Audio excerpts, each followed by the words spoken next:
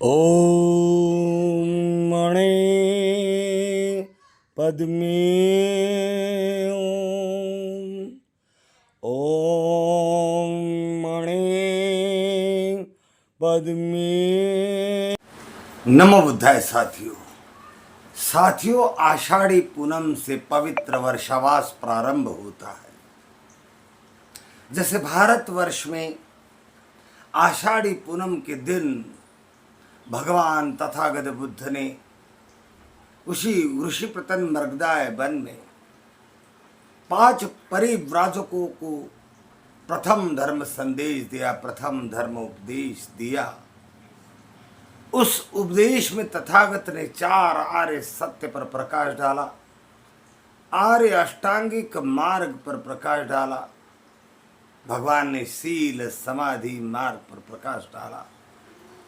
तकरीबन 3 महीने तक चलता रहा ये साधना का पर्व, और इसीलिए वर्षावास भी 3 महीने का होता है।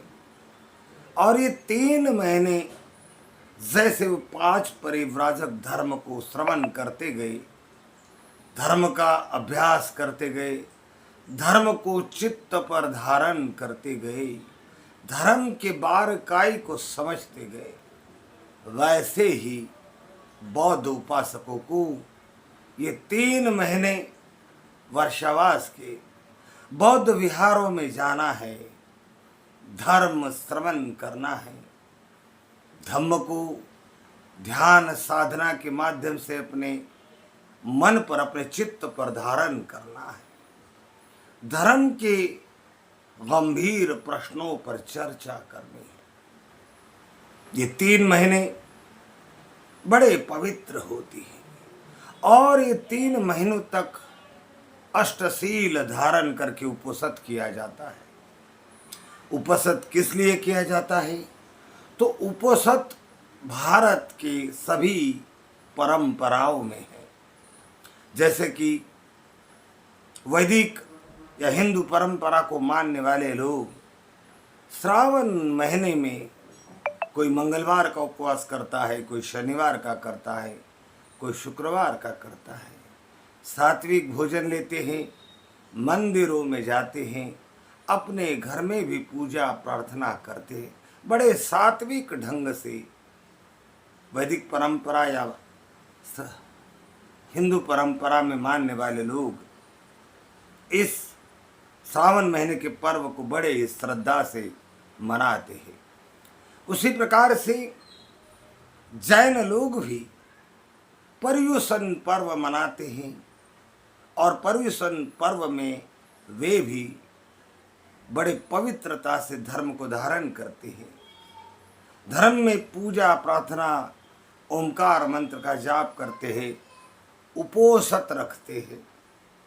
वैसे ही समन परंपरा का दूसरा अंग बौद्ध धर्म के उपासक भी, बौद्ध धर्म के भिक्षुगण भी ये 3 महीने लगातार बौद्ध विहारों में जाकर एक जगह स्थिर होकर धम्म का श्रवण करते हैं, धम्म का अध्ययन करते हैं, धम्म को मन पर धारण करते हैं, उपोषित व्रत रखते हैं, सात्विक भोजन लेते हैं, मौन धारण करते हैं, ध्यान करते हैं, चित्त को एकाग्र करते हैं, और चित्त क्लेशों को नष्ट करते हैं, चित्त को विशुद्ध करते हैं। तो साथियों, ये 3 महीने बड़े पवित्र है।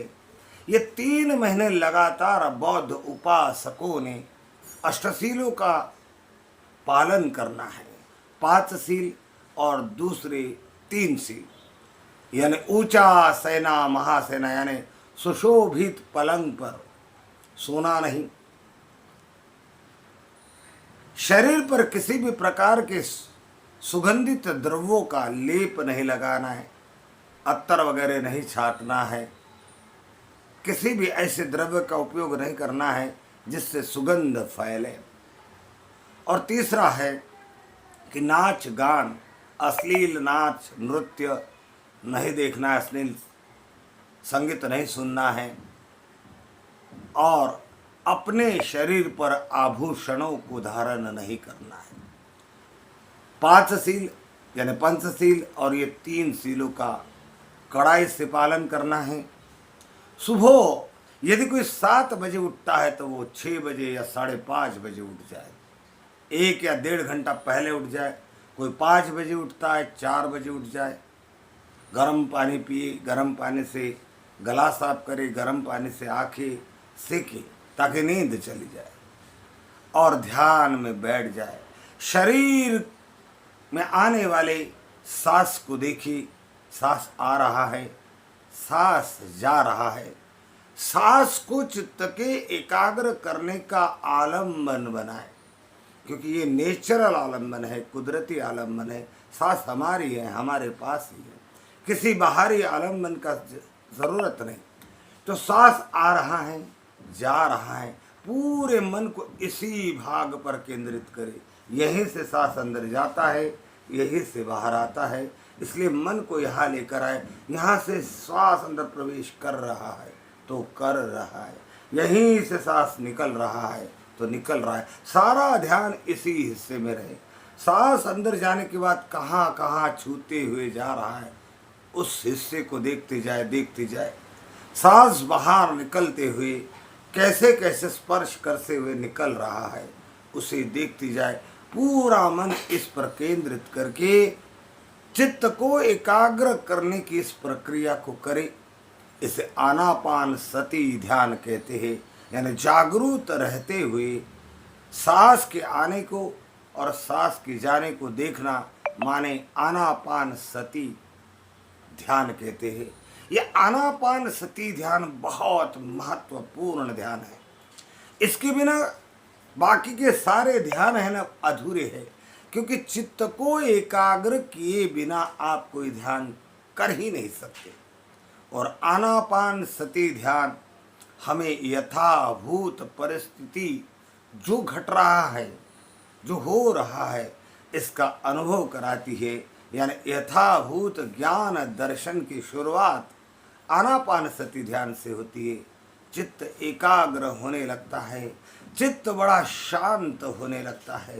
तो चित्त जब हम एकाग्र करते हैं तो हमारे मन में जो बाहरी घटनाओं का, स्मरणों का जो कूड़ा करकट इकट्ठा हुआ है, जो मैल जमा हुआ है, जो विचार है, जैसे ही हम चित्त को एकाग्र करने लगते हैं तो ये सब कुछ विचार आने लगते हैं। ऐसी स्थिति में नया साधक घबरा जाता है। नया नया व्यक्ति जो ध्यान करने का कोशिश करता है वो घबरा जाता है, उसका मन एकाग्र नहीं होता है, वो बेचैन हो जाता है। तो बेचैन नहीं होना है, अधरा नहीं होना है, धीरज से काम लेना है। विचार आ रहा है, निकाल डाले, अनित्य है ये कहकर निकाले, फिर मन लगाए, फिर मन लगाए। 5-10 दिन लगातार आधा आधा घंटा ऐसी प्रैक्टिस करोगे तो धीरे धीरे आपका मन एकाग्र होने लगेगा।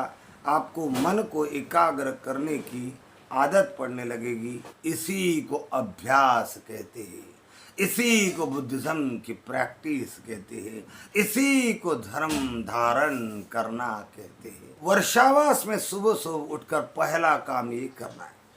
उसके बाद आपको 10-20 मिनट ये प्रैक्टिस करने के बाद कम से कम 5 से 7 मिनट सब्बे सत्ता सब्बे पाना सब्बे भूताच केवला सब्बे भद्राणि पश्यन्ति मां किंची पापमागमा।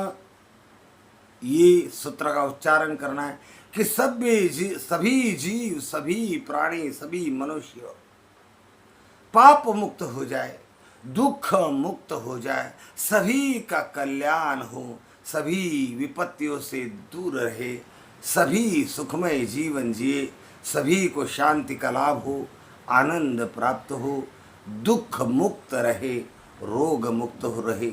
आपको इस प्रकार से मंगल मैत्री देनी है, या आप इस प्रकार से मंगल मैत्री नहीं दे सकते, आपको सूत्र का उच्चारण नहीं आता, आपने कभी किया नहीं, फिर भी घबराना नहीं। अपनी जो मातृभाषा है उसी मातृभाषा में मैं दुख मुक्त हूँ, मैं पाप मुक्त हूँ, मैं क्लेश मुक्त हूँ, मैं अपने चित्त को विशुद्ध कर सकूँ, मेरा कल्याण हो, सारी विपदा टले, सारे संकट दूर हो जाए। अपनी पत्नी, अपने बच्चे, अपने रिश्तेदार, अपने गली मोहल्ले के लोग, फिर अपने शहर के लोग, फिर अपने राज्य के लोग, फिर अपने देश के लोग, फिर सारे जगत के लोग, दसों दिशाओं के सारे प्राणी सुखी हो जाए, दुख मुक्त हो जाए, संकटों से मुक्त हो जाए, रोग से मुक्त हो जाए, सभी धर्म में लीन हो जाए, सभी के चित्तों के विकार दूर हो जाए, सभी का मंगल हो, सभी का कल्याण हो। आप इस तरह से बार बार 10 मिनट 15 मिनट मंगल मैत्री दे। मंगल मैत्री देने से आपका मन मंगलमय होने लगता है। दूसरों के प्रति जो ईर्ष्या द्वेष आपके मन में है वो ख़त्म होने लगते हैं। दूसरे के प्रति की आपकी भावना विशुद्ध होने लगती है, आप में मैत्री जागने लगती है। ये सरल उपाय मैं उन लोगों को कह रहा हूँ कि जिन्होंने बुद्धिज़्म का कभी अभ्यास नहीं किया। तो बुद्धिज़्म का अभ्यास इस तरह से किया जाता है। बुद्धिज़्म स्व कल्याण साथ साथ में औरों के कल्याण की बात करता है। इसमें कल्याण ही कल्याण समाहित है। फिर आप धम्म पदं की गाथाओं का उच्चारण करें। मनोपुबंगमा धम्मा मनोसिट्ठा मनोमया मनसाचे पदिट्ठेन भासति वा करोति वा ततो नं दुःखमनवेति चक्कं वहतो परम। इस तरह से धम्मपदम की कम से कम 5 गाथा आप रटन करें, पठन करें और उसके अर्थ को कंठस्थ करने का प्रयास करें। आप त्रिरत्न वंदना को बार बार पढ़ें। साक्षात भगवता धम्मो संदिट्टिको अकालिको यही पस्सिको ओपनायिको पच्चतं वेदितव्यो विन्यूहीति इति पीसो भगवा अरहं सम्मा संबुद्धो विद्याचरण संपन्नो सुगतो लोकविदु अनुत्तरो पुरुष धम्म सारथि सत्था देव मनुस्सानं बुद्धो भगवायति बुद्धं जीवित पर्यन्तं शरणं गच्छामि एषु बुद्धा अतीता च एषु बुद्धा अनागता पचुपन्ना च बुद्धा अहं वन्दामि सर्वदा। इस तरह से पंचशीलों का रटन करें। आप इन त्रिरत्न वंदना को सुपटिपन्नो भगवतो सावक संगो साक्षात भगवतो सावक संगो, ये 3 रत्नों का उच्चारण करें। अपने आप को अच्छी आदत डाले। अष्टशील धारण करते हुए आप पवित्र दिन बिताने के लिए तैयार हो जाए। आपको पूरे दिन में 4 ब्रह्म विहारों का अभ्यास करना है। पहला ब्रह्म विहार, अगर हम जॉब पे जाते हैं, नौकरी पे जाते हैं, तो आप सभी से मिलते हैं, गुड मॉर्निंग, नमो बुद्धाय, जय श्री कृष्ण, जय श्री राम हम बोलते हैं। तो ये मंगलमय मैत्री धम्म विहार है, मैत्री ब्रह्म विहार है कि सबके साथ हम सुबह सुबह व्यापार करने जाते या जॉब करने जाते, अपने काम पे जाते, तो सबको गुड मॉर्निंग, जय श्री कृष्ण, जय हनुमान, जय श्री राम, नमो बुद्धाय, जय भीम बोलते हैं। तो ये मैत्री ब्रह्म विहार है। मैत्री ब्रह्म विहार को अपने मन में धारण कर ले।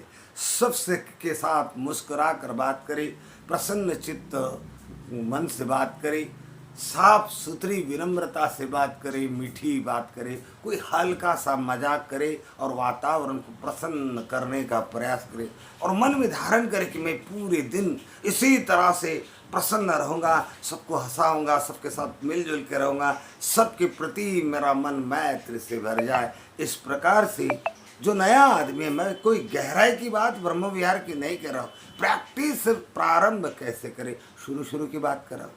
फिर